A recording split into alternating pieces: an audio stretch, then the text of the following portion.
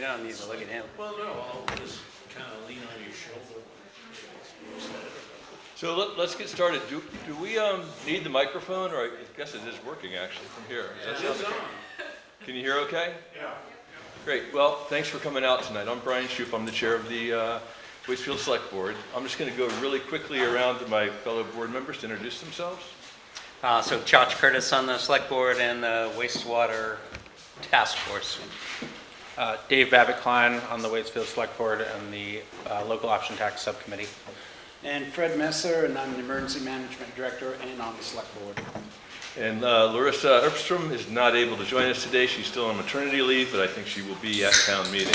And I also want to introduce York. Hi, I'm York Haverkamp, the town administrator.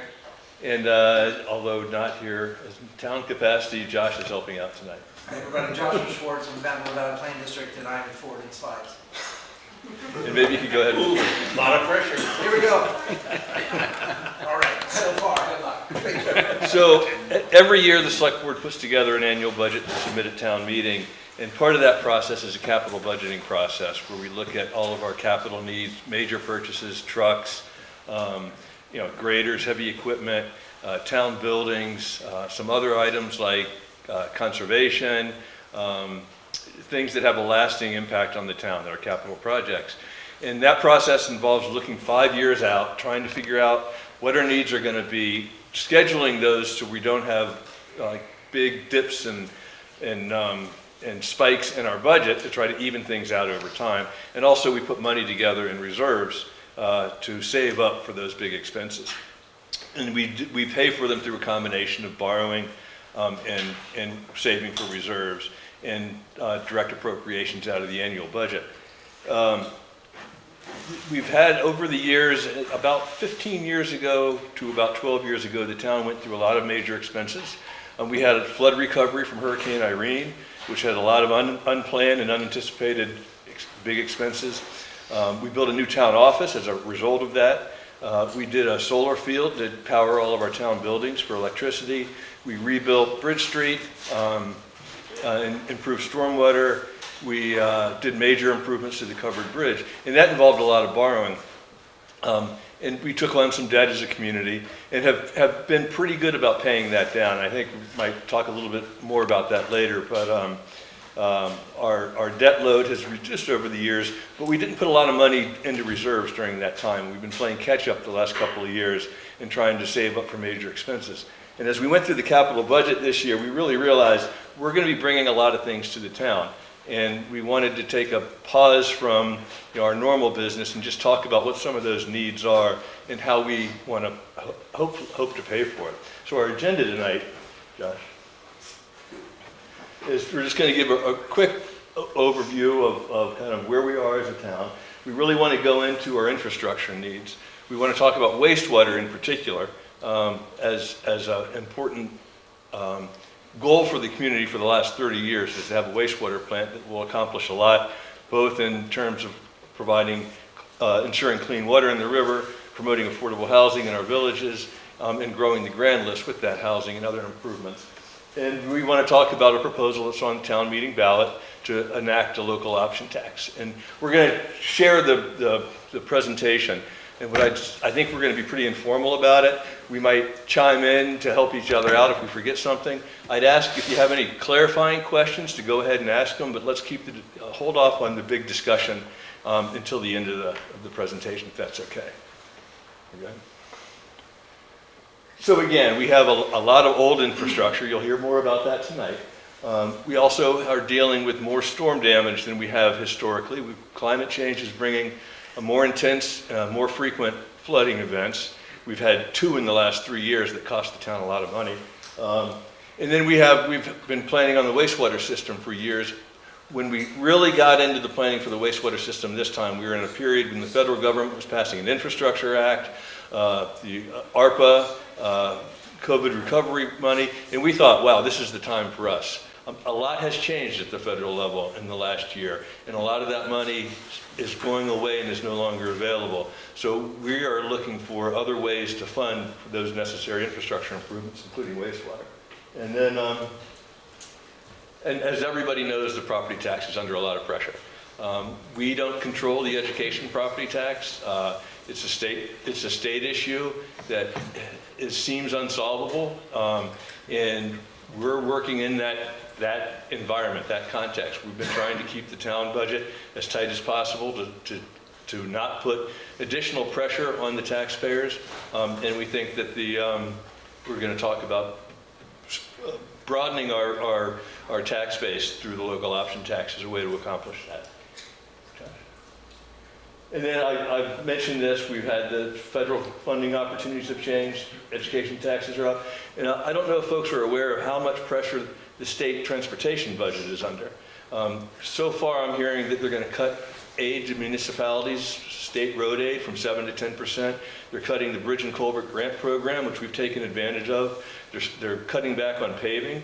We just paved the East Warren Road with a pretty sizable state grant. We're not sure we're going to be able to get that kind of money in the future unless they solve the transportation budget. So that's just another kind of piling on to an existing problem with our tax base. So, and then, yeah, I'm not going to get into this. Dave's going to talk about what a local option tax would look like, how it's structured, who would pay for it, what kind of revenues we're going to get. So we'll get into that in more detail. So with that, again, thanks everybody for coming. I'm going to turn it over to York, who's going to talk about some of our infrastructure and capital facility needs. Thanks, and Josh, you can move on. I just want to piggyback off that and just before we start this, just say I've had conversations with the road foreman today, multiple stakeholders, internal and external, and the theme that keeps coming up to me is proactive versus reactive. And I think if every time I go through a slide, I'm like, oh, we can either be proactive or reactive. And the benefit of being proactive is it's a multiple benefits. You know, it saves money in the long run, but it saves road infrastructure from all of these failing culverts, et cetera, et cetera. So I think it's important, and at least for me, to highlight proactive versus reactive, and proactive equals a thriving Waitsfield, is with the work that I've found that's gone into the slide deck. So we'll start with Meadow Road Bridge. Everyone knows about the Meadow Road Bridge. It has a lot of issues after the flooding event and the detour. It dropped to 8 tons. That wasn't really being listened to by the trucking community. There's been a lot of outreach and a lot of education, and that has resulted in people really listening to the 8-ton limit. Even our road crew is now putting the heavy trucks over, and they switched to a small truck for plowing. And that is what we needed to do to be able to keep the bridge open. Right now there is a study going on to figure out a cost-benefit analysis. Is it savable? What will that look like? So the town is working to make sure our infrastructure is in place for a thriving Waitsfield, but it's easier said than done. But we are working actively on the bridge, and we'll have more answers on what the Meadow Road Bridge will look like this spring and this summer. So yeah, we can move on. I will say our strong hunch is, while we're looking to see whether fixing, upgrading the bridge to keep it in place is possible, our hunch is we're going to need to replace it in the near future. So we have 2 covered bridges. The Pine Brook Bridge is a lovely bridge. It is above a 3-ton weight limit thanks to steel I-beams. That could be something that the town looks forward to in the future for the village covered bridge. This summer, I think, the wooden decking is going to be fully replaced on the Pine Brook Bridge, as we found we need to do. There was also an inspection, which some of you may know, just last week, on the covered bridge right out there, and found some issues, and so it will be closed some this spring or summer for those much needed repairs. But these are, shining beacons of Waitsfield, and the Selectboard and the town is committed to making sure these structures are in place in the future. Culverts is I've learned a lot about culverts since I moved here a year ago. Is that enough? We can probably move on. I could probably talk about culvert for weeks, but I won't bore you. I think the picture on the left shows pretty well there's significant rusting in culverts, and like this one right here on North Road is not planned to be changed quite yet, and that's okay. But the longer you wait, the more damage that does, the more likely it to fail. And actually, it's pretty interesting, the water eventually will start cutting out underneath that culvert and creating a river under the culvert, which then can give way to the road, et cetera, et cetera. And then so, I mean, we could talk about flooding events for a while. Most culverts are probably undersized. We have a working list, the road crew and the road foreman, on what that looks like. And have a list of what are the most important to replace. Right now, we are mostly in a reactive culvert replacing stance, where if one fails during a flooding event, then we're like, well, now's the time to change it. And that is okay. But if we are more proactive and have a real working list of culverts that are most likely to fail, are more undersized, are creating risk for the roads, for driveways, et cetera, you know, if they do fail, if we can put more money, more funds into replacing those culverts every year, that would really benefit the town. I think this is just another cool example.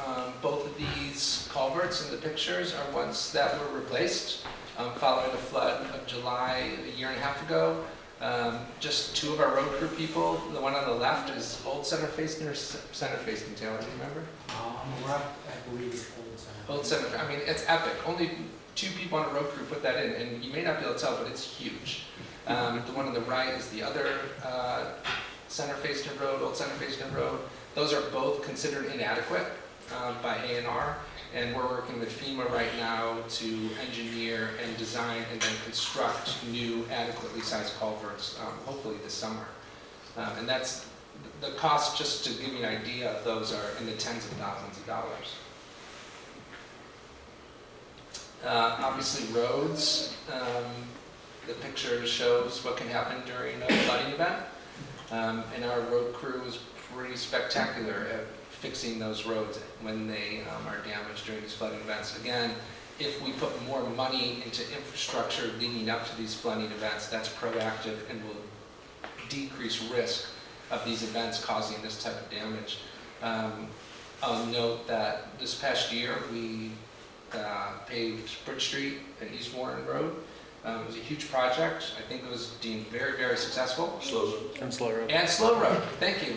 And then this coming summer, we're already in talks with paving companies to do Joslyn Hill and parts of North Road, which I think the community is pretty excited about. And Joslyn will grind down the road to the base and then add a base layer and paving.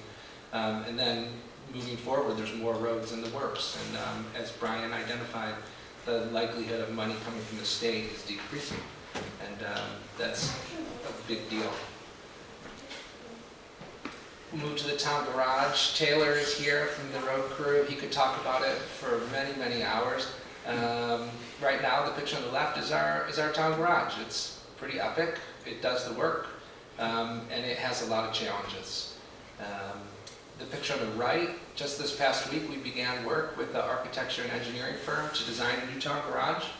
I think, why don't we go to the next slide, Josh? The picture is pretty epic. When you walk into the town garage, it is very tight. My understanding is those two vehicles are like within 2 inches, and if you don't park them perfectly, they will not fit. I think just today, that grader needed, is that the right grader, needed chains? We haven't needed to put the chains on the grader yet, no. So at any rate, very soon, there's gonna have to be chains put on it. And for that to happen, a truck needs to be taken out, a loader needs to be taken out, the floor needs to be cleaned, then dried, and then you can put the chains on. The inefficiency is epic. And honestly, it's dangerous in many ways, and the next slide will show that. But, and Josh sent me pictures on Friday, Josh is our road foreman, of a huge puddle in the middle of the floor, because just from snow melting. And yeah, so it leaks, that creates danger. There are stairs where like the welder is, and then so when they have to weld, they have to go down the stairs or carry the welder up, which is huge safety concerns. I mean, the challenges are really great, and this is a huge investment in the town. to build the town garage. And I think the town really supports the road crew. And as noted, we expect that there may be a bond vote this coming fall for the building of this new town garage. Josh, the road foreman, did not love how I put this picture in, but I think it's an awesome picture. And every week I hear how great our road crew is. I mean, literally, a week doesn't go by that people are like, we love your road crew. They are the best. And look at how smiley they are, even though they have to deal with 2 thermostats with oil and wood. And it's this constant, like, playing game, it seems like, between those 2 systems. And it is tight in there. And they are very looking forward to building a new town garage that's adequate and safe. We put one slide in for the fire station. The fire station was built in 1974. It's done the job. I did ask the chief to share what some of the issues are. It has pretty significant rust. There's no exhaust fans. You know, nowadays when you build something, you have to have exhaust because you have these big trucks that are turned on, and that creates danger. There's no showers for decontamination. There's no separate roofs for cleaning equipment. The plumbing and heating systems are quite old, even requiring them on cold nights to go check it to make sure the heat's working so no water freezes. And yet they show up, and we have one of the strongest volunteer fire departments I understand in the state, with pushing 30 volunteer firefighters. And I think that really speaks to a really impressive culture in the Mad River Valley and in Waitsfield, Facein to support such an awesome fire station. And we're in really good working relationship with the fire department, between the town and fire department, to say, what are your needs, how can we help you, so that we're constantly growing together.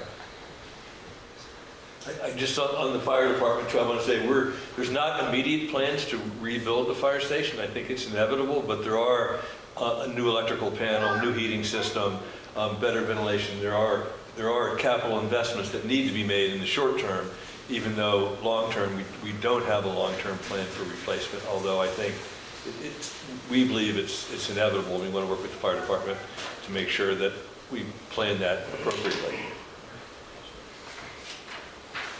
Is this okay so far? Are we keeping up? I hope that this is super exciting, because I find it really exciting. That wasn't meant to be funny. So, I mean, you can't talk about our infrastructure without touching on flooding events. They've been really, they've been real. We've had one since I moved here a year ago, in May 17th of last year. And I got a pretty good taste of what a flooding event can be. And it was pretty small in comparison to what others have been in the past. We know that there's increasing heavy rainfall, the region experiencing more frequent and intense rainfall.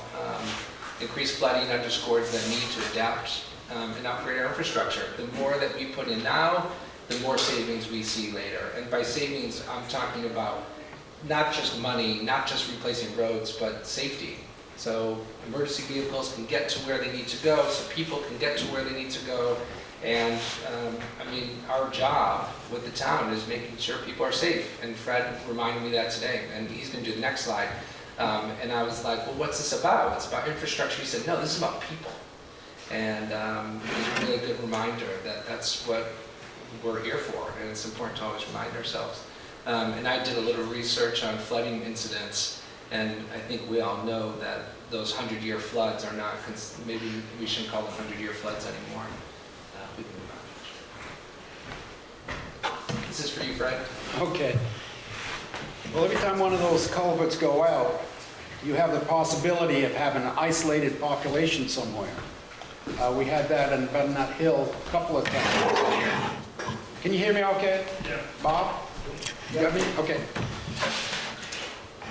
When Butternut Hill washed out, we had a population of about 24 people that were stranded over there. There was no way out for them.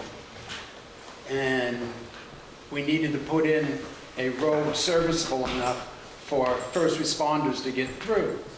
Then the town crew can build it up to the normal standard. Well, during the time that the road crew was trying to put that road back so first responders could get through. There was a medical emergency in that population over there. And they were able to take their dozers and go through and scratch out a road quick enough so the ambulance could get in. So when we see one of these culverts wash out, it's not just an inconvenience for travel. It can mean populations are isolated, and sometimes it takes a long time to put these roads back in, even to the level of getting a fire truck or a ambulance through. So it's a real safety safety concern for our population. In emergency management, we have a local hazard mitigation plan. It's required by Vermont Emergency Management and FEMA to be done every 5 years. In this plan, we identify certain items in town that we know need mitigating, like our culverts. All of our culverts, or almost all of them, are undersized by today's standards. There is a slide on Millbrook, on Route 17, just as you start into, just right on the Payson-Waitsfield border, that's sliding, that side hill is sliding, and it's sliding into Millbrook. It has the potential of damaging the Drag Hill Road. It has the potential of plugging that brook and diverting the brook out of its channel, given the right situations. That is on the local hazard mitigation plan. The town garage does not have an emergency generation, standby generation. When we need them the most, things are at their worst. And if they can't pump diesel into the trucks, if they can't weld a plow that gets broken or something, they're hurting. They can't respond to our needs. So one of the things on the local hazard mitigation plan is a generator. So we've gone down through and identified things to be proactive, to mitigate future problems. Yeah. You might want to mention the town meeting ballot item. Yeah. On the town meeting ballot, we've got an article called the local all hazard reserve fund. As Brian mentioned in the beginning, we're still paying off, or just paid off, the debt that we incurred during Irene, which happened in 2011. We know that funding from the federal government and from the state is going to become harder and harder. It would be proactive for us to have a reserve fund built up over time to help if we have another Irene type of event. All hazards is a term that we use in emergency management. It doesn't mean just floods. It could be an ice storm. It could be a man-made disaster of some sort. This would give the select board some, a fund of money, a pool of money that we can tap into and not run up big debt. So that's, we can pretty much count on having to fund our own get better plan going forward. We can't always rely on what has been. We got to look to the future and see what we have to work with now.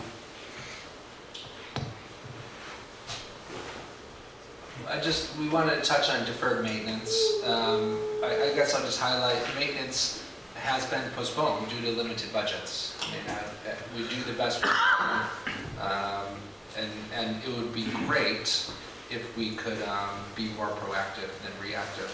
And as we've kind of mentioned, delays increase costs. Small issues become big failures. Emergency repairs cost more than planned ones. Weather-related damage escalates replacement. I just think it's important to note that our goal, I think, in the town is to not defer maintenance and to have real working plans.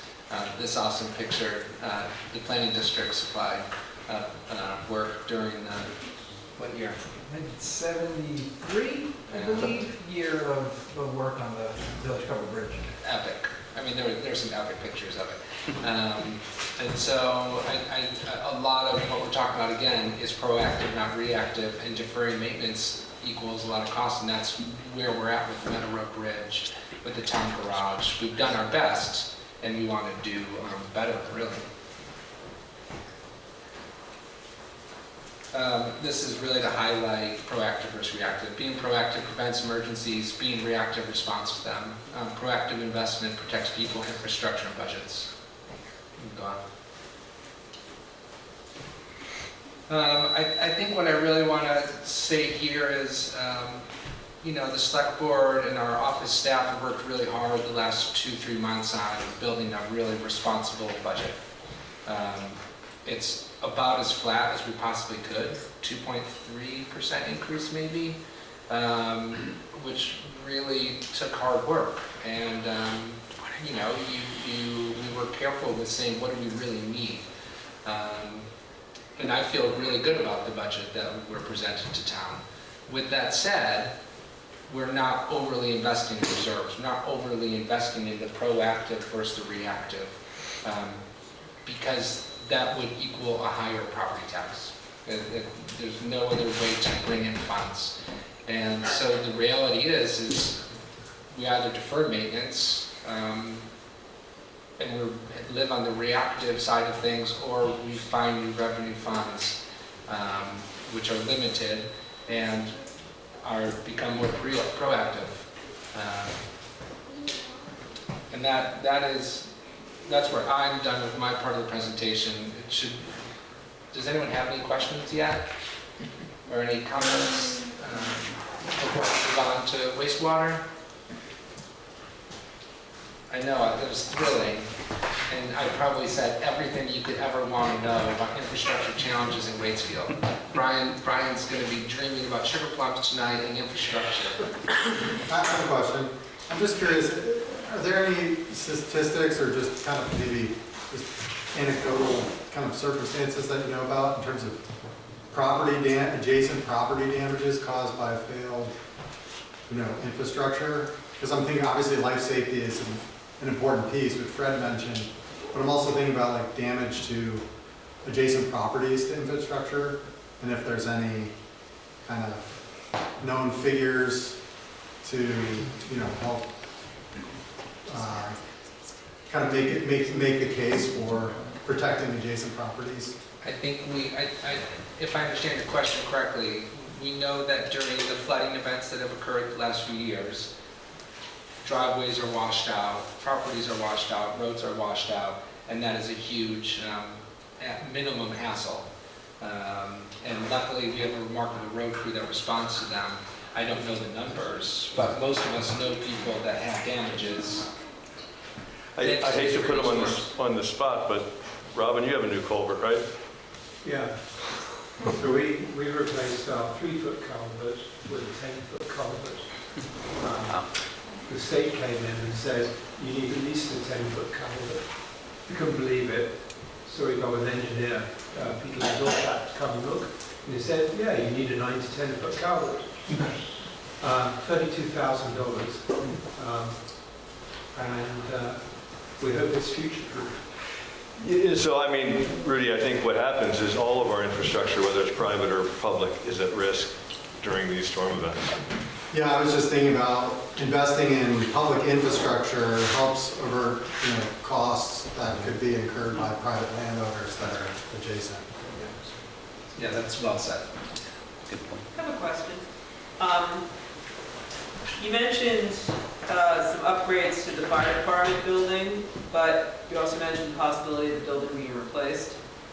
So I'm curious as to how wise is it to spend money on upgrading a building that is going to be replaced? That's a great question. That's the balancing act. You know, we're not there yet. There's some basic needs like safe electrical panel and heat that is an immediate need, it's an urgent need, and we can't just ignore that because of the process of replacing a building, which we haven't really had any in-depth conversations with the leadership at the fire department about that, other than what their needs are.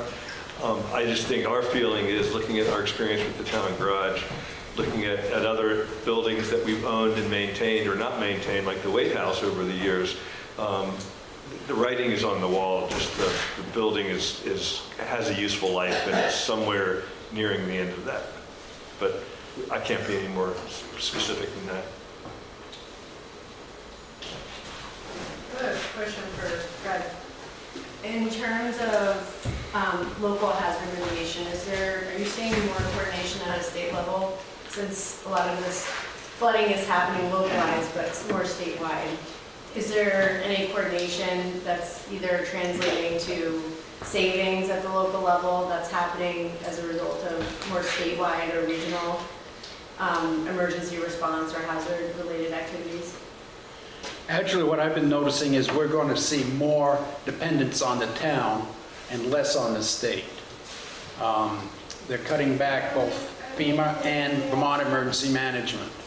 So a lot of things that we've been able to rely on in the past, we may not be able to rely on in the future. So we got to be more self-contained, more self-reliant. And that's why we're proposing the all hazard mitigation, or all hazard reserve fund, so we can be prepared for such things. Now, we're more on our own than ever before, or for a long time. Charlie? Yeah, I don't know if this is the appropriate time for me to add.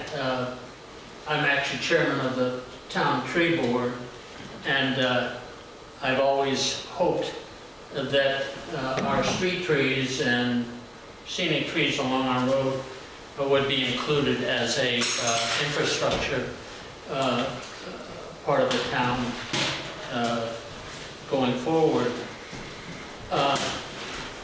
We're due to remove about 40 mature trees from the school to Village Square in the next 2 years or so, based on the emerald ash borer and the wastewater project. So if you can picture our historic village with 40 trees missing on the streetscape, it's not going to be a pretty picture. And to remove and replace and care for new trees is an expensive endeavor. But, you know, I look at the LOT designation. I don't know whether going forward, you know, there's a whole bunch of categories that are going to get that money. I would lobby for the street tree population in our village to be one of those categories going forward. You know, we used to be able to plant 4 or 5 trees every year in the fall in different places along our scenic roads. We would take what's left over from Ed's inventory and plant mostly oak trees, which are the best survivors. We haven't done that for probably 8 or 10 years. So our, street trees don't turn into mature trees overnight. So when we remove these trees in the next few years, we're going to be planting, hopefully, 3-inch caliber trees. We're going to have a very, I would say, negative canopy on Route 100. Anyways, I'm just here to lobby and continue to put money into a reserve fund, if not a designated fund. Dave will get into a little bit more about the details of a lot. We have discussed as a board, the way we worded the article is to be able to use the money for our capital improvements. We have a capital reserve fund for street trees. We also have a capital reserve fund for invasives removal, which has been funding both the Conservation Commission's work along the river, but also is intended for emerald ash for removal. And this year's budget had a modest increase in our street tree reserve fund. So, And the invasive species. and the invasive species. And that's in reference to preparing for that ash borer work that's about to happen. Yeah, thanks. But we are exploring inoculation too as a possible strategy.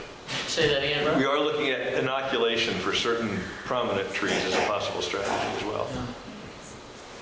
I just want to end my, Yeah. at one point I was told that the biggest tree in town, the bur oak tree in front of George Pack's house, was going to be a victim of the wastewater project. And when I mentioned that to Adam Whitney, our resident arborist of some note, frankly, he said, well, you and I will be strapped to that tree as it falls.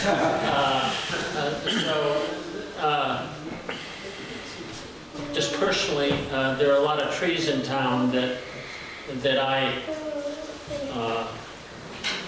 cared for over the last 25 years, along with Vince Gauthier, and I just love seeing the canopy here that exists along Route 100.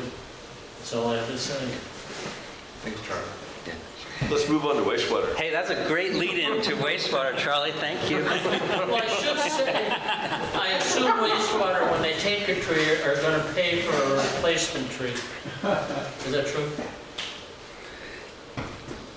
Yes, but where that money comes from, whether it's from the reserve or from the wastewater budget, I don't know. But yes, Yeah. we would replace trees, definitely. All right, banish that thought of Charlie strapped to the tree as it comes down into Route 100, and let's talk municipal wastewater.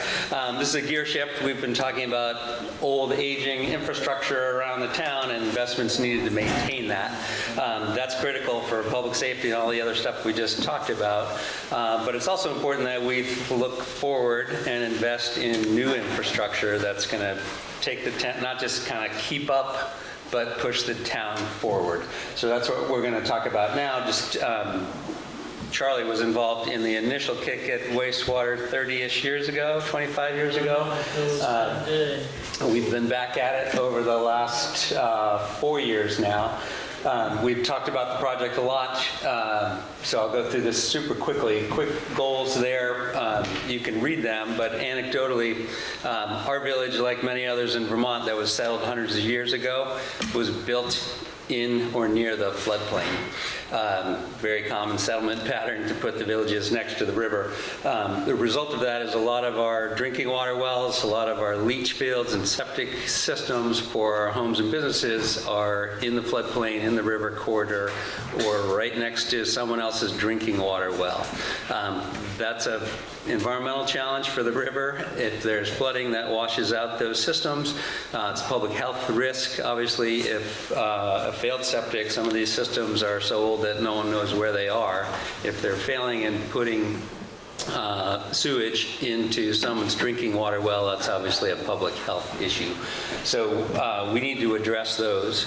We also have a housing crisis. I'm sure that's not a new news to any of you, but we really need some housing in the, particularly in the villages, to support the staff that work at our retail and in our restaurants. So those are some of the goals we are trying to address with municipal wastewater system, and we're trying to do that without putting all that burden on the property taxpayer. If you hit the next. Quick review of what we're talking about and timing and structure. System components on the left side of the slide there. Basically, this system would start at the elementary school. The collection area would start at the elementary school, run all the way up Route 100, turn the corner at the junction with 17, and collection would continue down to Fiddler's Green. So that would be collection, again, pipes running to individual homes and businesses along that service area. Those pipes would connect to a much bigger pressurized pipe, the conveyance pipe that would run along Route 100, that same route from the elementary school up to the Route 117 juncture, turn south down 100 to the Munn Field. That's a town-owned property that is right across from the Valley Animal Hospital. That's about, the whole length of that system is 3 miles. I think that's maybe a mile and a half, 2 miles from the Route 117 intersection. At the Munn site, that is big open pasture on Route 100 with a little big forest buffer and steep bank down to the river. That site would house treatment system. There's a rendering of that on the right. And disposal field, leach field that is like the one you might have on your property, just much, much larger. So that's really quick overview of the system. When will we build it? There's a timeline up at the top. The arrows got a little shifted around, but that's okay. Again, we started planning this system, conducting feasibility studies back in 2022. 2023 completed preliminary design. We've done all that with grant funding from the state. No taxpayer dollars to date. We had a bond vote. We asked the town residents, yourself and your neighbors, to support the project through a bond vote. That was successful by a 3-to-1 margin back in 2024. We got additional grants to move into final design, and we're near complete final design. That'll come in the spring. Permitting is also underway. If all goes to plan, we put the project out to bid with contractors in late spring, more like summer. And best case, we were able to start construction in the fall of this year. And construction will take a while because that's a lot of pipe. If you hit the next. Next steps for property owners. JB Weir is here spending a lot of time visiting property owners that have expressed interest in connecting to the system. Now is when we really need to finalize those plans. So that would be making sure that the pipe routing isn't going to interfere with the existing water lines or buried utilities of some kind, etc. So that work is happening now. We are starting with priority parcel owners. I probably should have mentioned this sooner, but the objective of the system is to focus on those systems that create the existing leach fields that create a public health risk, environmental risk with the river. Focus on them first. So those are old systems. Those are systems that are in the river floodplain, systems that are too close to another well. None of that stuff would be permitted today, but most of it was built before the permit rules were in place. So that's what we're trying to address. We would give priority to those properties first to connect to the system and then keep some spare capacity for growth. Once we have wastewater, and we've already changed the zoning from 1 acre to 1/5 of an acre in the villages, someone that owns a 1 acre plot in town, half of that might be taken up by their leach field. If we no longer need the leach field, then there's an opportunity to add infill development within the villages. That's typically the cheapest to build, the quickest to build, and we're kind of setting the stage for that development by having municipal wastewater. So JB has that process underway with priority parcel owners. Path for the pipe. We will need an installation easement and a maintenance easement to make sure we can have access to that pipe to service the system going forward. If you hit the next, I think this is the last slide. Quick, this is where the rubber meets the road, is how do we pay for this? That's been a recurring theme throughout this presentation. When we started this effort, it was post-COVID.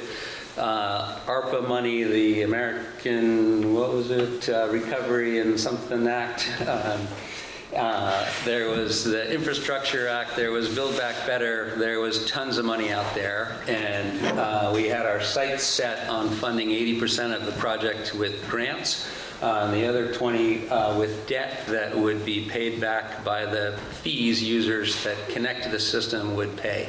Just like the water system, you pay, in that case, I think it's a quarterly fee. We would use those fees to cover the debt service. Unfortunately, that landscape has changed dramatically. A lot of that federal funding has been reeled back. I think we've gotten a good kick at that can and gotten as much as we can, but the remaining funding has all been rescinded, essentially. So it's unlikely we're going to get a whole lot more grants. We do have low-cost debt available from the federal government, from the USDA, U.S. Department of Agriculture, and from the state Clean Water State Revolving Fund. So we have access to the funding. It's just a lot more debt and a lot less grants than we had originally proposed. That makes it hard for the user fees alone to cover the debt service payments. So what do? We've put a lot of time and energy and effort into this thing. We're almost at final design. Not going to throw in the towel by any means. We have options down at the bottom there. Some are better than others, but in order to build the project in phases to defer the costs. That's certainly an option. It's a more expensive option because if you build part of it and then everybody goes home and then you restart a year later and you have to remobilize all the crews, it's just a more expensive way to do it. And we miss a lot of the environmental and safety benefit, frankly, because the biggest environmental safety benefit is in the historic village, and that's the last stop on the line. So that's probably the last part that would get built in that scenario. That's none of our preferred option. The next one, delay the whole project and wait for more grant funding. I think the task force and team that's been working on this feels strongly that the landscape is not going to get better anytime soon. It's likely to get worse.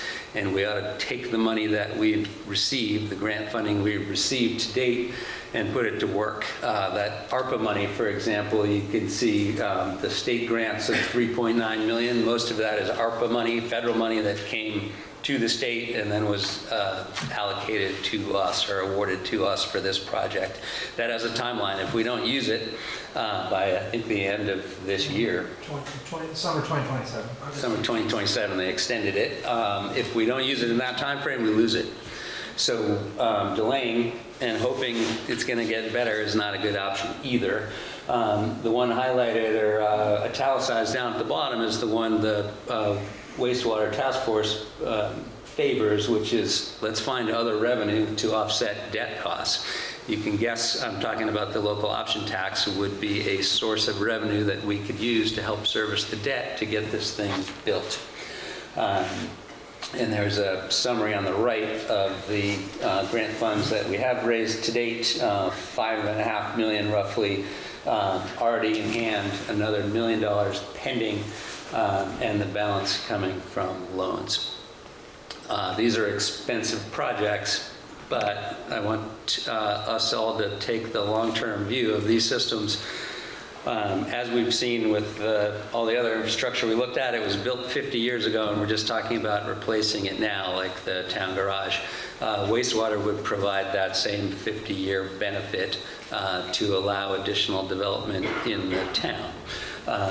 What comes with that is increasing grand list property values, spreading the tax load across more properties in town, and reducing the burden on each individual. That's important in my view. If our town grand list stays static, but we have to fix all this deferred maintenance and all, then our property taxes are going to keep going up. If we can increase our grand list in a responsible way with infill development, we can spread that property tax load across a broader pool of taxpayers. I think that's it for me. Questions? Chash, is there any, is there a mandatory connection that, for instance, businesses here in town, in order for the system to survive with income and so forth, gotta have users, right? Yeah, we've decided to date not to make the connection mandatory, even if you're one of those priority users that, has a system near a well. Part of the reason we've done that is no one responds well to being mandated to do anything. The other reason is we started talking to those priority users. And the response was overwhelmingly positive, like 95% of them said, yeah, I want to do this. So if we can get a 95% acceptance rate without making it mandatory, that's awesome. I think what we're going to find is these systems do have limited capacity, right? So it's take it now or you may not have another chance. Your leach field isn't going to last forever. Sign up now while you have the chance, or that capacity may be gone. So is there, when you go to talk to a potential user and they ask, well, what's the average cost here of connecting to this system, and what might be the yearly cost? What do you say? Great question. To the first one, what's going to cost to connect? Zero. Because the town, this project budget is going to absorb the cost of running the pipe from the street, the bigger conveyance pipe, to the house for the business. So zero there. Which is exactly what we did with the water system 12, 13 years ago. Right. Yeah. Now, that's only going to be when we initially put the system in. Future people will have to pay for it. Yes, that's correct. But particularly for those priority users up front that we really want to connect, we want to incentivize them to connect, and one way to do that is to cover the cost of the connection. But is the wastewater metered? Good question. I'll answer if I can, I'll answer the second part of your question, not the original question, on the annual cost for usage. And that is actually mandated. In order to get some of those grants and loans, we have to meet affordability criteria, and it looks like that would be about $900 a year, which is about $75 a month. And that's, I think, less than the monthly fees when water first started. Those fees have come down since. Does that make sense? No, I'm just wondering when someone's considering hooking up, what they're looking at. Yeah, so again, nothing up front, and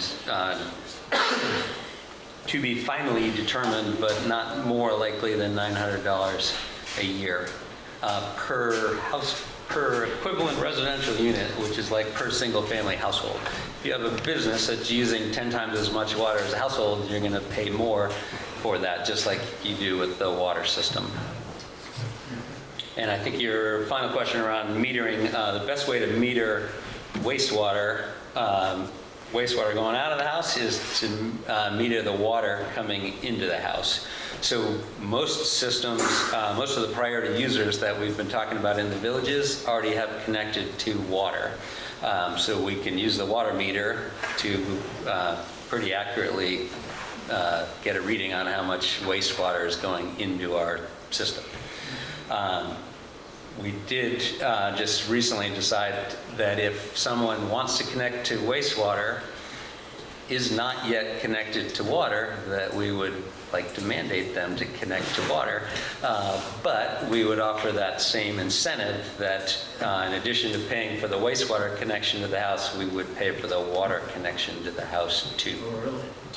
Yeah, so it's, again, we want to incentivize people to connect, because it is it's the future of our villages. Honestly, they have For both. priority parcels, right? Yes. Yeah. And all the sort of related excavation and tree removal and everything is on the town's shoulders to get the pipe into the house? Yeah. To the house. And interior plumbing is the landowner's responsibility. Mm-hmm. Yeah. So in, You say that there is a limited capacity that the system is going to be able to have. A part of the purpose of the system is to allow for construction more affordable housing. So how future-proofing are we, what is this system going to be? How much more, is there going to be enough capacity for that type of housing to develop? Yeah, it's a good question. Initially, about 70% of the capacity would be used for those priority systems. 30% would remain for future development. There are additional options to expand the capacity of the system. One is just through re-permitting after a couple years of use, when we have real data on how much effluent is flowing into the treatment system in the leach field.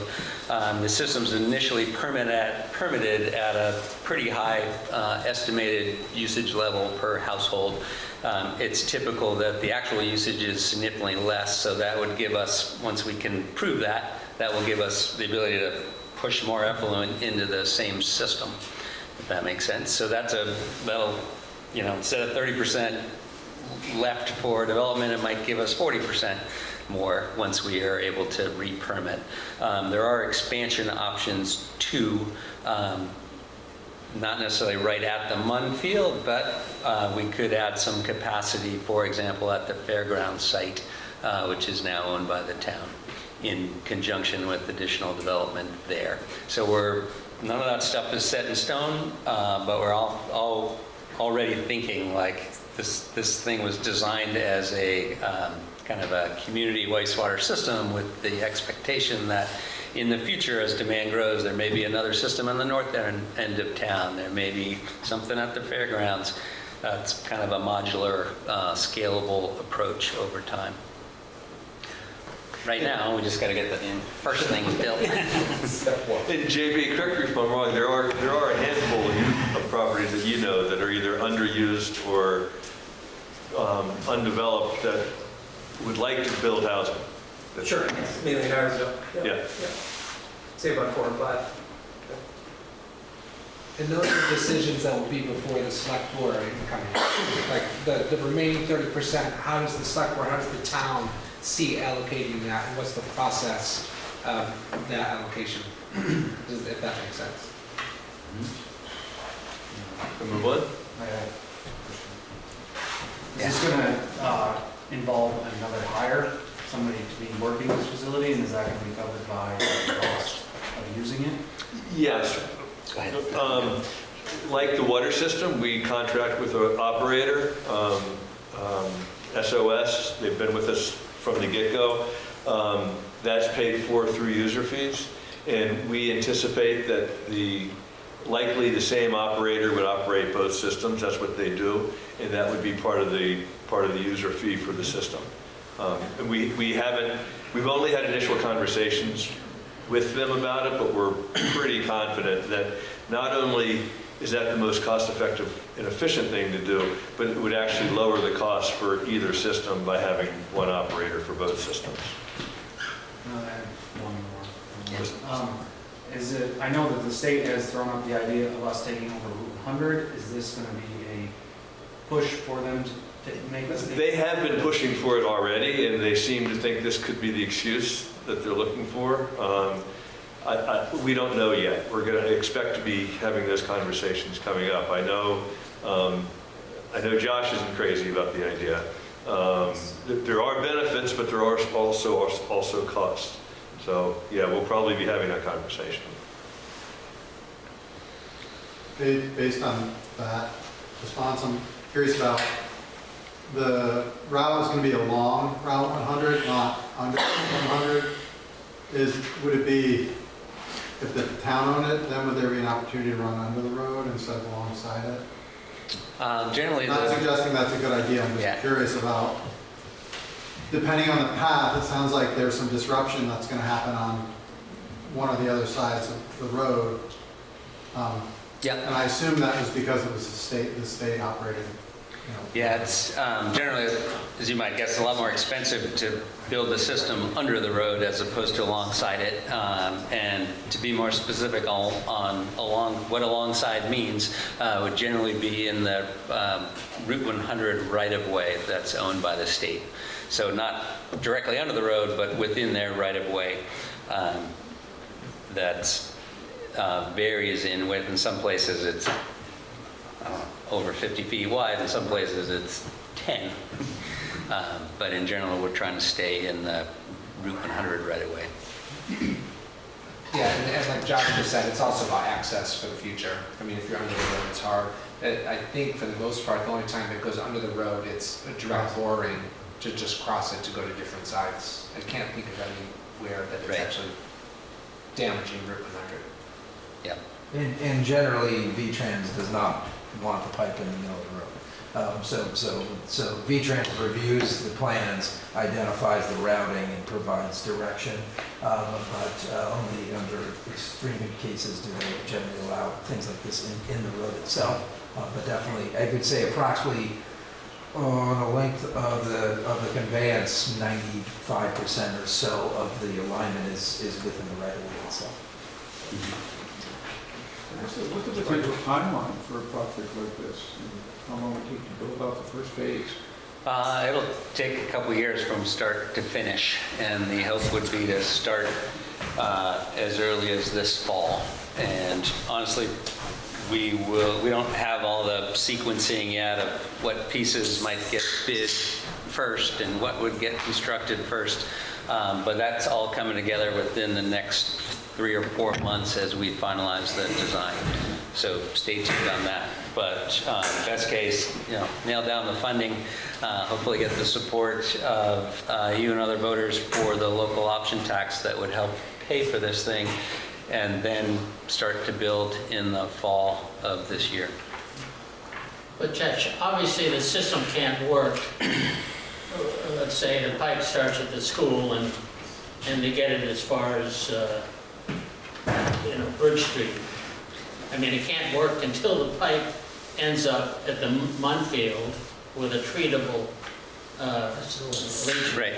Yeah, so the likely sequencing would be to start with the leach field and treatment system and start building the pipe back.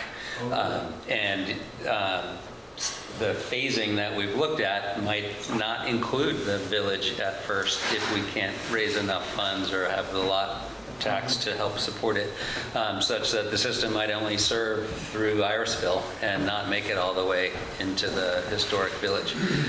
That's a crappy outcome from my perspective, having spent 4 years on this, and you spent 5 years yourself back in the day. So we don't want to, that's not the suggested path by any means. Yeah, I don't want to talk too much about education funding, but as our school district looks at possible consolidation, it seems as though nearly every scenario, if there is consolidation, involves adding on to the Waitsfield school, which would require being hooked up to some better wastewater system.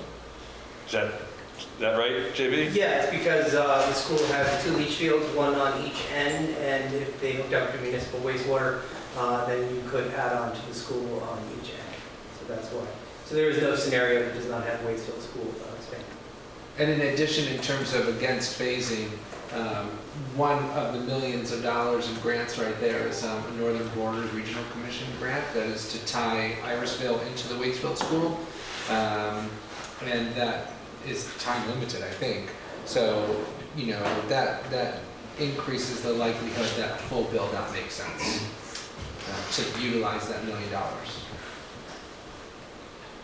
which were very competitive funds. One more, JB. I just want to go back to Brian's question from before he used the term underdeveloped parcels. So my answer, yeah, 4 or 5 of the biggest landowners in Irisville are certainly chopping at the bit and have the resources once the wastewater is in to facilitate some of the mixed-use development we're looking for that was envisioned in the master plan. What I've found in my 40, 45 site visits to these properties in the last few weeks is how many landowners are ready to put in an ADU or add a second or third story. And so the more properties I go to, there is little pockets of land where this could, they're chopping the bit. So how many times I've heard is I'm ready today, as soon as wastewater is in the ground. So I just wanted to qualify my response to Brian. So it's much more than just 4 or 5, but yeah, keep surprising me. Yeah, Robin? Josh, we did an exercise some time ago, which also found a lot of properties in residential district that could be expanded. And I think that, to me, is another reason to have the full project. Right. Yeah, most of those properties can't get a septic permit today for a traditional leach field because there's no room for it, or it's in the river corridor or whatever, but they could connect to wastewater if the pipe was there. We should move on. I'm going to jump the in, next yeah. segment. And then if we have more wastewater questions, we can return to them. We've discussed a lot of this already tonight, but what are our infrastructure funding options for the needs we've identified? We've discussed federal and state grants and loans, less available these days. We've discussed bonding and borrowing. Traditionally, as done by the town, it's backed and paid for, financed by property tax repayments. Capital reserves is a way of setting aside money over many years to smartly pay for future projects. We do that. User fees, when it makes sense. Project financing paid for by users, like with the town water system. And then the other option is just to step back, because this is a key point. Vermont is a Dillon rule state. Do any lawyers know what that means? That means municipalities can only do what the state explicitly says you can do. It's different than a home rule state, which there are many of in the country. But what that means is the only other option under Vermont law to raise additional revenue is the local option tax. It began in 1999. Manchester was the first town to adopt one. It was a slow process at first. Williston was next, then Stratton in 2004, Burlington and Stowe in 2006. The more towns adopted it, and the charter change, which is you would vote first at the town level and then the legislature had to approve that change. That was eliminated in 2024. And another thing that happens, which we'll cover on another slide, is the reimbursement rate back to the towns went up from 70 to 75%.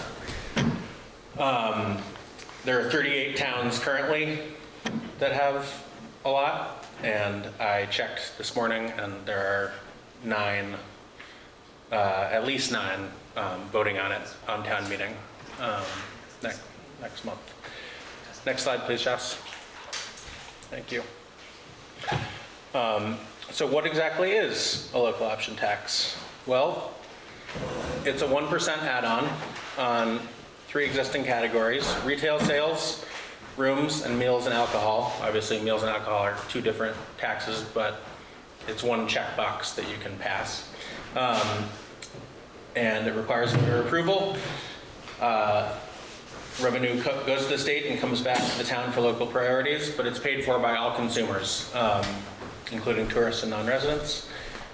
And then, crucially, and I've learned a lot about this, is that the Vermont sales tax is a reasonably progressive tax in that it has aggressive exemptions for a lot of categories of goods that many people rely on as basic necessities. That includes most groceries, clothing, prescription drugs and over-the-counter medications and medical products, gas, residential heating fuels, most business-to-business purchases, and basically anything that's not taxed under current Vermont law. So anything that you see a 6% or a 9% or a 10% on currently. Next slide, please, Josh.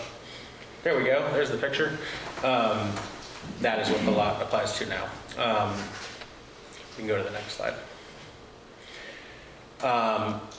And Brian, if you want to, since this is your, basically, a lot of people have, or some people have brought up a previous effort to pass a valley-wide local option tax. And as you can see here on the screen, it was a different kind of effort. And in fact, several people advocated for a single town solution. Yeah, in 2019, there was a lot of discussion. It kind of grew out of discussions out of the planning district, but a group of of officials from facing Waitsfield and Warren had gotten together and were talking about a valley-wide local option tax. All of the towns, the 3 towns who comprise the planning district and the recreation district, their concept was they would all pass a local option tax, and those funds would be used for valley-wide investments in infrastructure and economic development, in housing and recreation, and the decisions would be made by some multi-town board, whether it would be appointed by select boards or elected. There was a lot of uncertainty, there was a lot of lack of clarity, because I think the conversation was ongoing and evolving while it became public and it became very real in the public's eyes. The Waitsfield Select Board, none of whom we were on at the time, decided in 2020 to put the charter change before the voters. Again, as Dave said, it used to be a 2-step process. You had to have a town charter that authorized a local option tax, and then if you had that charter approval, you could then vote to adopt a local option tax. That charter change requirement was eliminated, but at the time, because there was uncertainty about, this is my opinion, about who would be making the decisions and what the funding, the revenues would be used for, it was pretty soundly voted down. But I think it's really important to say at the time, a lot of people were saying, wait a minute, we have infrastructure needs. Let's use this for our town's capital projects. And that is the alternative that we're proposing to the town, that we not do it. This is going to be, select board budget process, and the lot taxes will be invested in local infrastructure, and paid for, as Dave will get into, by all of the people who use that infrastructure, not just Waitsfield residents. Yep, next slide.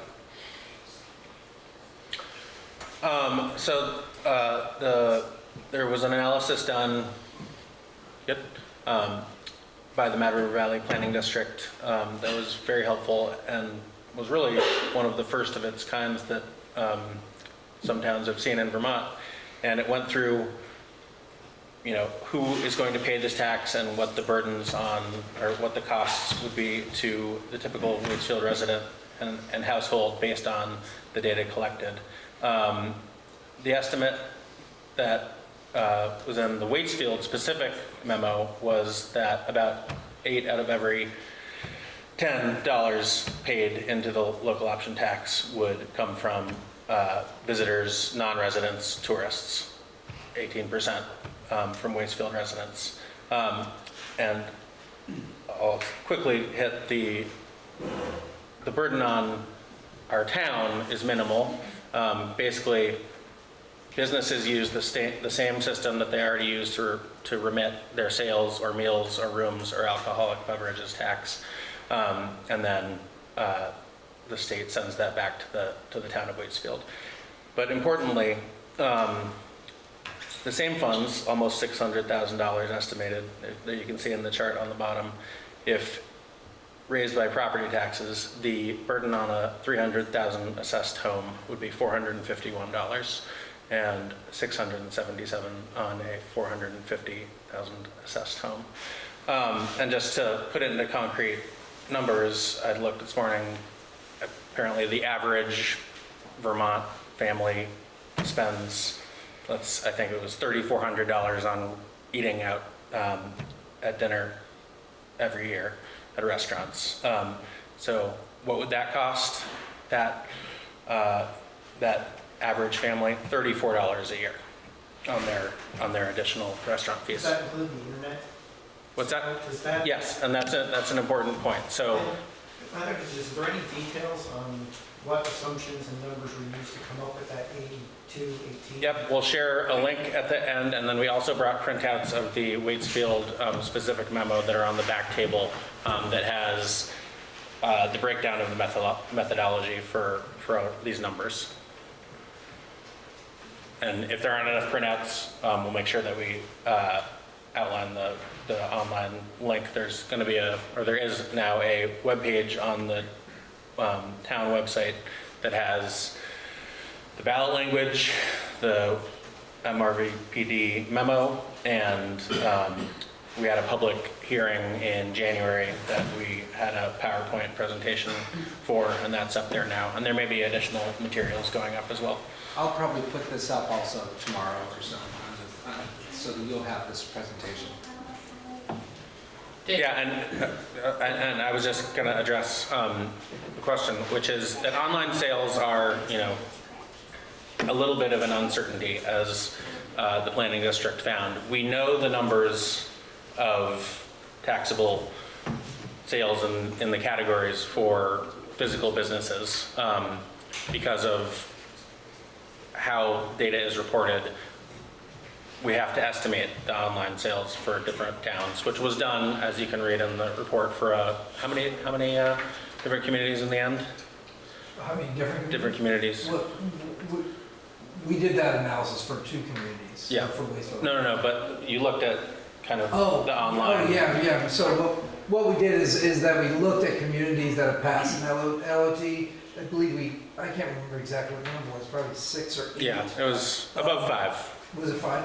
I know, above 5. Yeah, more than it was 5. more than 5, but we looked at a variety of different communities that have enacted an LOT and what the state had identified with their essential brick and mortar sales, and what so what's been reported, and then the total amount of money that those communities have received, and what was left, it was identified as the online sales. And so we have a variety of different communities that where that data was identified, or the online sales by essentially subtraction, and utilize that as essentially an estimate or a rule stick for Waitsfield. Thanks. I think we can go to the next slide. And the same exemptions apply to online sales. If you buy food, you buy over-the-counter medicines, a shirt, those are exempt if you go through Amazon or whatever. But if you buy a book or a tool, you'll pay the tax. Next So slide. Dave, Yeah. you read, well, Stowe's going to double their lot. What's the ceiling? I mean, you're talking the 1% is where it starts. Without a charter change, 1% is the Where it ceiling. ends. It is the first stop and the last stop on the train. If you want to get into charter changes, which we can do in all sorts of areas, we could pass a charter change and then ask the legislature to approve it. Stowe, I believe, is trying to be the first town in the state to go from 1% to 2%. Is that what they're doing? We'll see. Yeah, and then it And that would. requires legislative approval. It requires legislative approval, and It's not clear that they'll get that, to be honest, because the legislature is struggling with their own budgets and wanting to kind of keep their arms around as much revenue as they can. So if they're essentially competing with Stowe, it's not clear they're going to approve an increase in the Stowe. So is there blowback from the businesses about this? that's a great question. That's what we're here for. Yeah. Yeah. So there's been a study that was it Jeff Carr? Yes, Jeff Carr. Jeff Carr is an economist that he did a study which you can find on Morristown's website, and he looked at does an add-on of 1% affect consumer behavior or business competitiveness in the towns that have a lot, and he looked at both when you're alone without other towns with lots around it, and he concluded that it has a negligible to no impact on consumer behavior and business competitiveness. And that, I think, the big thing that has changed since 2020 is that many of our larger commercial neighbors have passed a lot in all categories since 2020. I've looked at this list so many times, so I can go through it. Waterbury, Berlin, Barry, Montpelier, Stowe, and then pretty much all of Chittenden County, Williston, South Burlington, Colchester, Essex, Junction, Shelburne, Burlington, and then Brandon going down Route 7, Brandon, Rutland, Middlebury, and then we can go to the next slide, and maybe this is the slide I'm looking for, I can't remember. Let's get on the train. But now It's not. Yeah, anyway, the list will be later. There it is. So these are the nearest towns to us, and then I also listed the towns that I found that are putting it on the ballot. Yeah, Bristol is a neighbor. But one thing you'll notice is that a lot of the towns that have passed lots or expanded their categories of lots, have less tourism-heavy economies than we do. Let's say they're raising half of their lot from non-residents and visitors versus 50% from residents. There's still enthusiastic participation from businesses and voters in many of these towns, and a lot of the towns that have passed local option taxes have, in one category, have added it in a category later. Yeah, we have met with the Chamber of Commerce and individual business owners. I can't honestly recall any conversation I've had where someone's been a business owner has been adamantly against it. I think most have understood what Dave just said, that it's not really going to put you at a competitive disadvantage if that's probably 2/3 of the state population covered in those towns that already have a lot. And the administration for them they're already doing it because they're already paying sales tax on those categories. So they're already reporting to the state on a quarterly basis. They don't really have to do anything additional. And what drove it home or illustrated it for me in a way that I understood was, let's say you need new skis, right? You need a $500 pair of skis, and you're looking at in a store that is in a local option tax town versus a non-local option tax town. Well, what is the price difference on those $500 skis? It's $5. And so you may change your behavior based on that, but I don't think a lot of people would. Yeah, I mean, and I don't want to say, And you might. I don't want to paint too rosy a picture. I mean, I have heard concerns. There's people are concerned about additional taxation, about affordability, building materials, things that you need to maintain your home. 100%. Would have a cost. But I think where I land is that the benefits to the community are much greater than the burden put on individuals. And that's the goal. And I mean, if I did want to minimize the impact, you go to buy your 4-pack of Heady Topper, or Sip of Sunshine, sorry. Traitor. It's 16 cents. So if we vote in the LOT tax, we can eliminate reappraisal, right? Good luck. Yeah. For these towns that have already had it, is there any statistics on, has it slowed the property tax increases? Or is it just another bucket that's being used? I think that's a great question.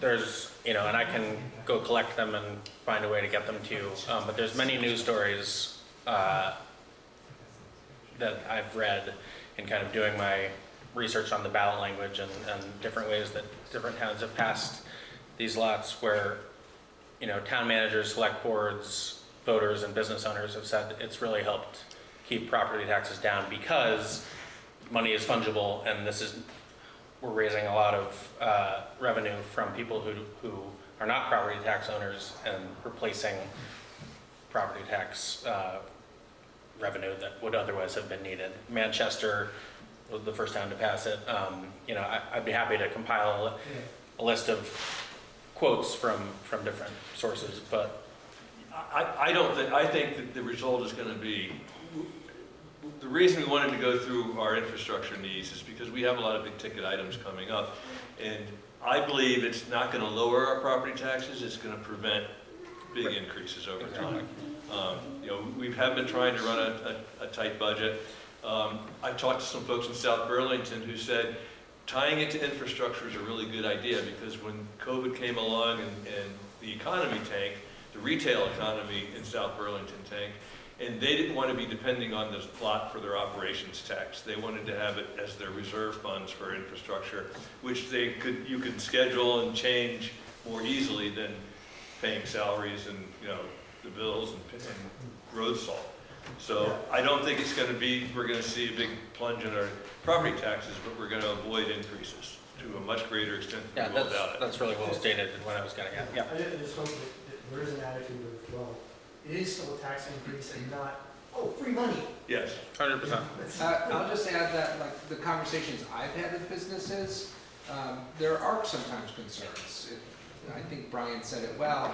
However, in the end, most of my conversations have said, but these are infrastructure needs that they can't deny.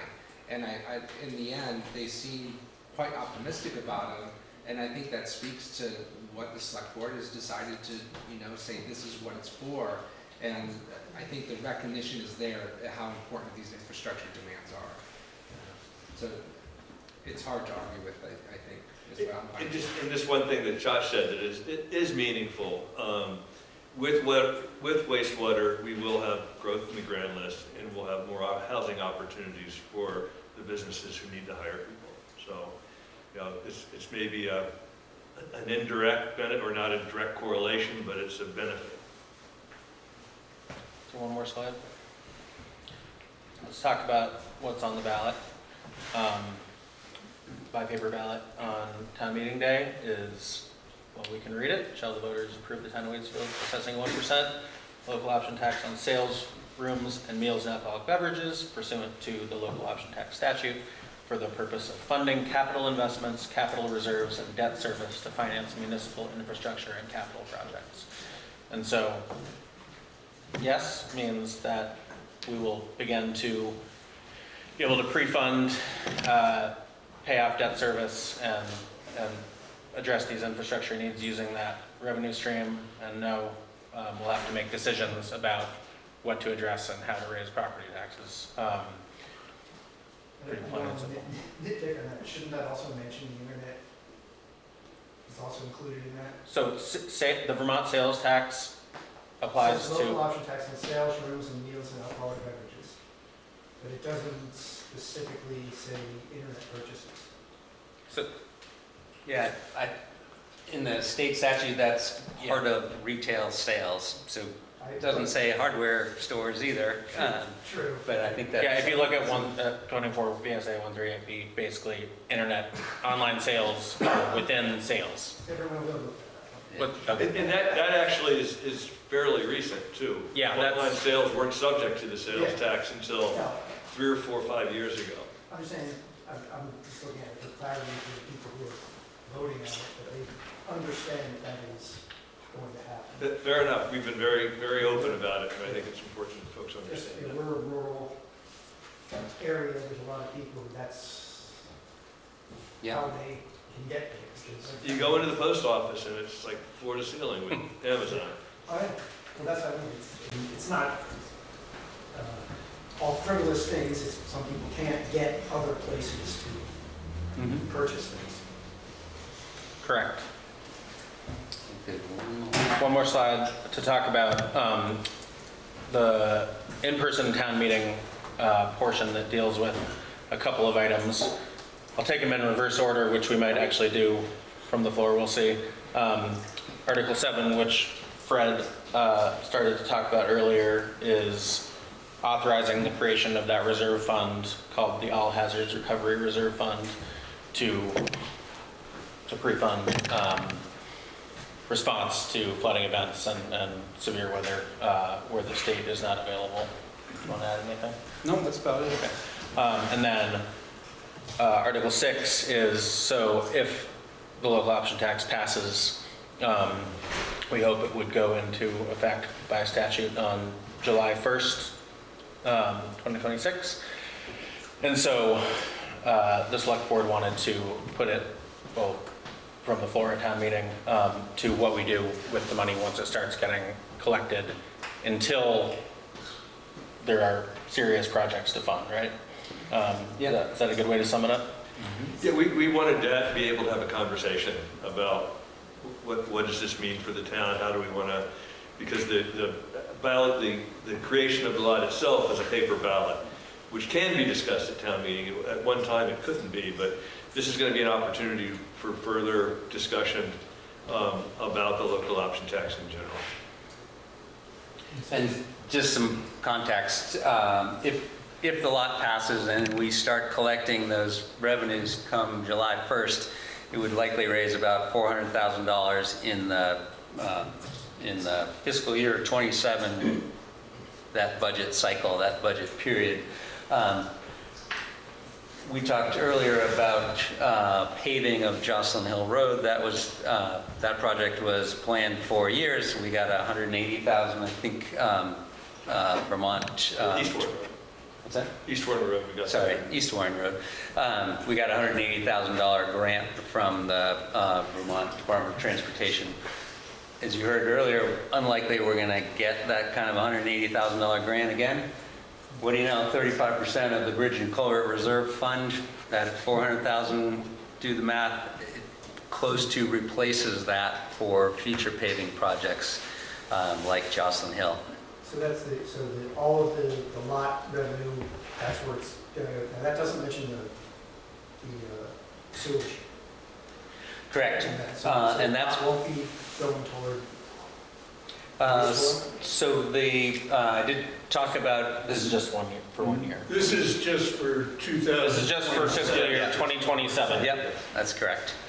Then you won't be locked into those percentages. Exactly. This is a one-time, and the wastewater will not be any debt service for the subsequent year.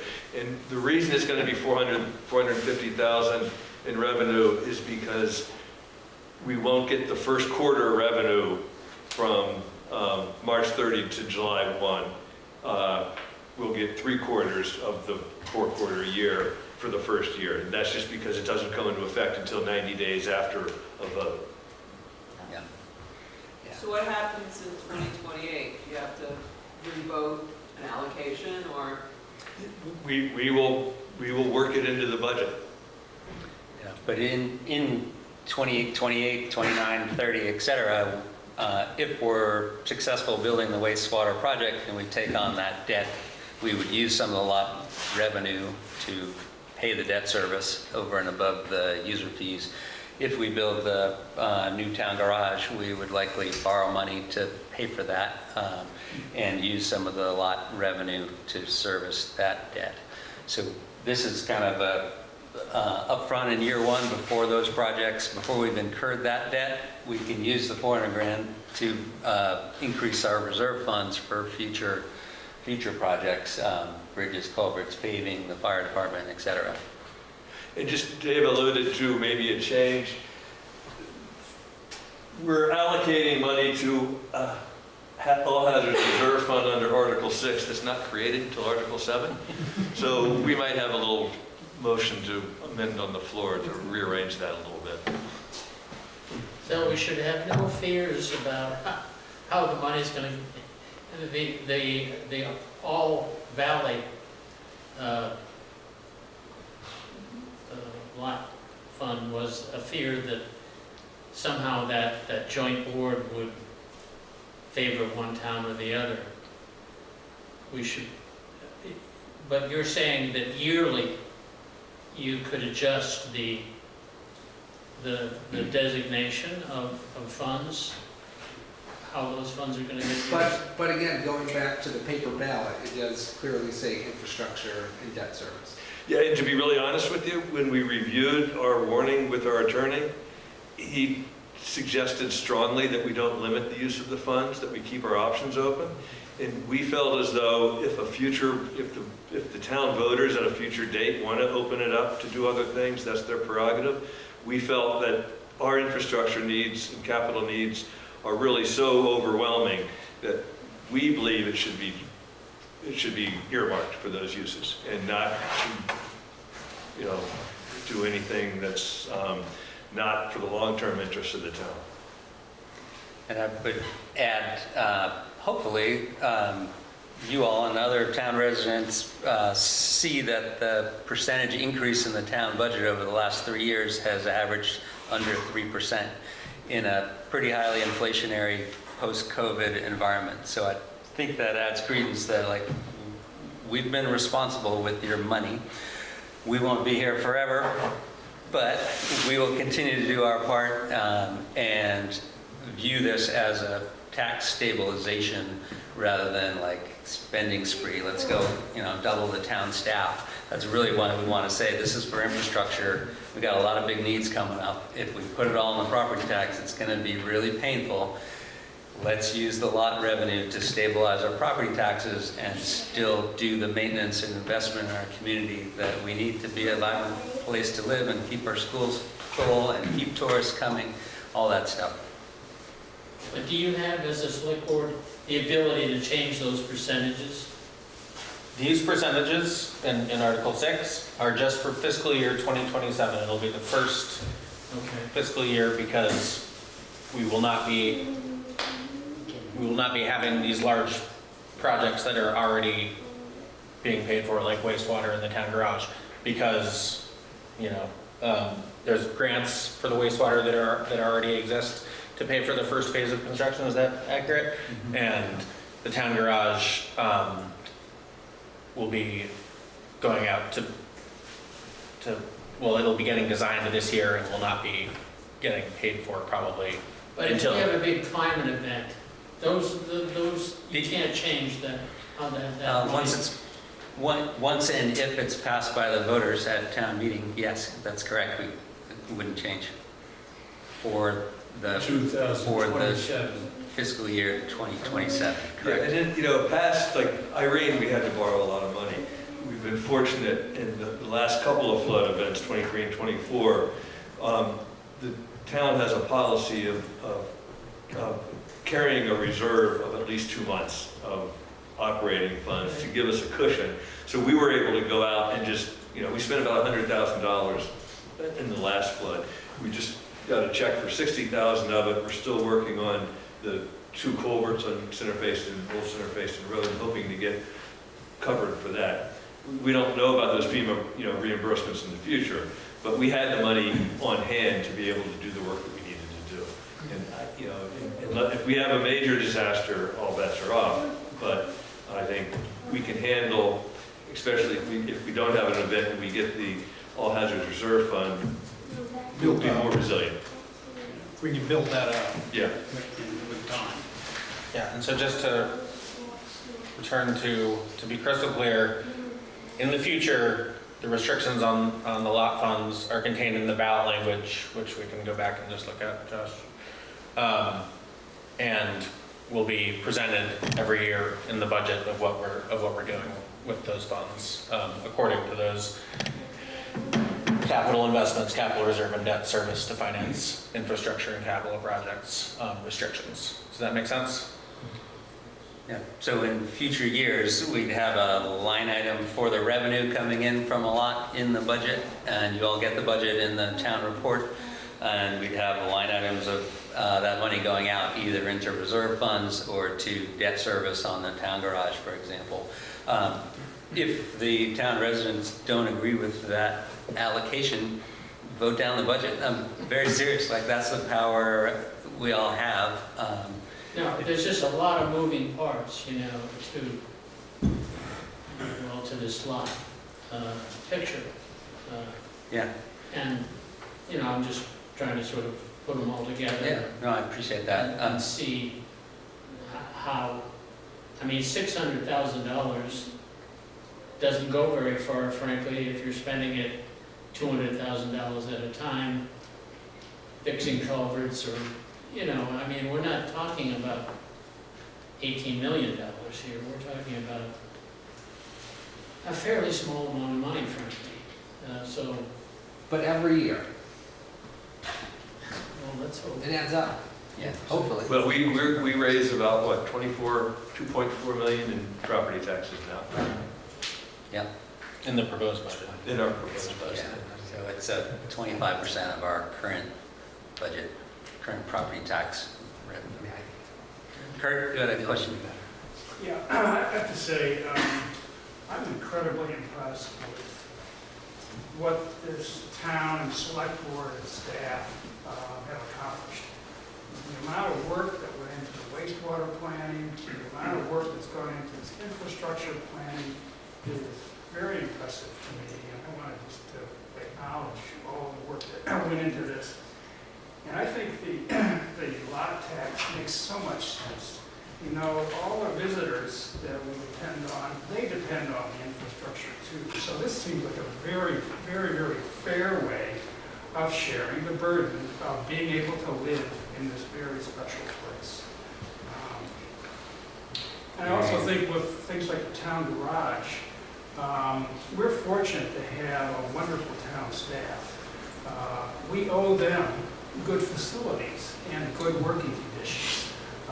We want them to feel respected for their work, and we want them to feel that they are supported by this town and all the people that live here. Amen to all that. Thank you. Yeah, I don't know if anybody went to the store on Saturday, but I was thinking, boy, it sure would be nice to have a lot. Any other questions or any comments? Just out of curiosity, we seem to be the pioneers in the valley for this lot. Is there any feedback from Warren and Waitsfield? Or are they looking at us and waiting to see what happens? Because there's going to be comparisons, and some people are going to say, well, they don't have a lot, how come we have to have one?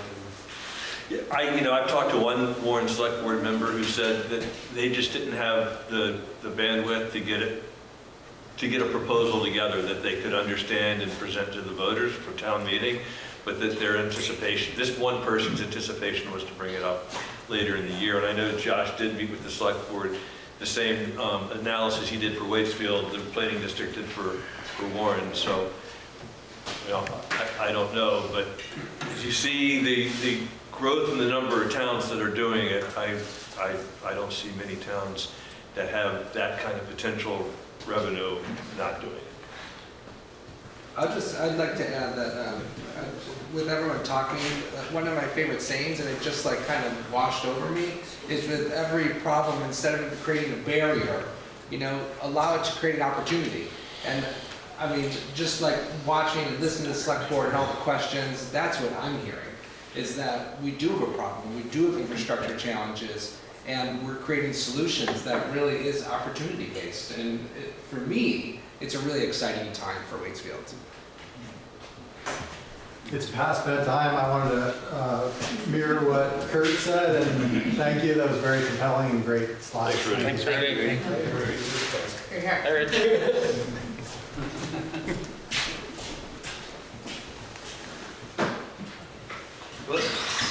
Just about 8 o'clock. If there's no more questions, thank everybody for coming. Good job. Yeah, thank you.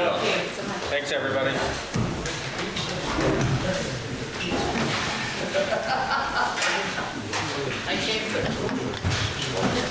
There's lots of food, please. Avail yourselves.